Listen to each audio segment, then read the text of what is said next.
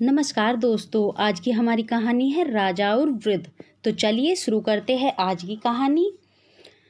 ठंड का मौसम था। शीतलहर पूरे राज्य में बह रही थी। कड़ाके की ठंड में भी उस दिन राजा सदा की तरह अपनी प्रजा का हाल जानने भ्रमण पर निकला था।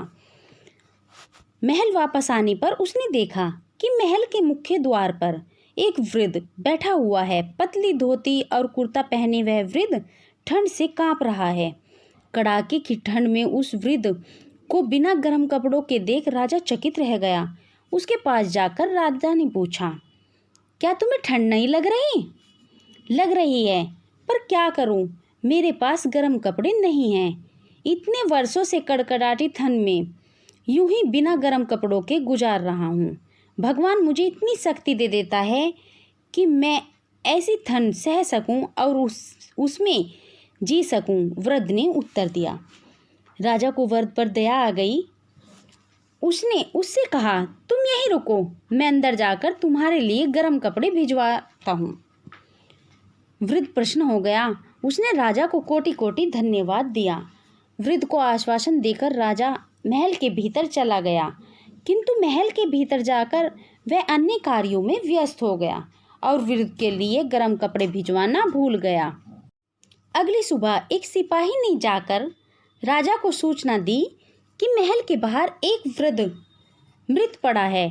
उसके मृत शरीर के पास जमीन पर एक संदेश लिखा हुआ है, जो वृद्ध ने अपनी मृत्यु से पूर्व लिखा था।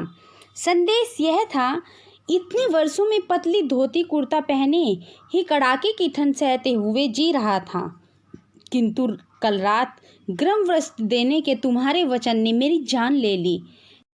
सीख।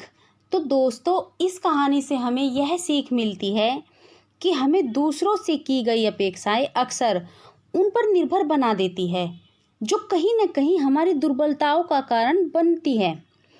इसलिए अपनी अपेक्षाओं के लिए बिना दूसरों पर निर्भर रहने के स्थान पर स्वयं पर सबल बनने का प्रयास करना चाहिए और दूसरों पर कभी भी निर्भर नहीं रहना चाहिए।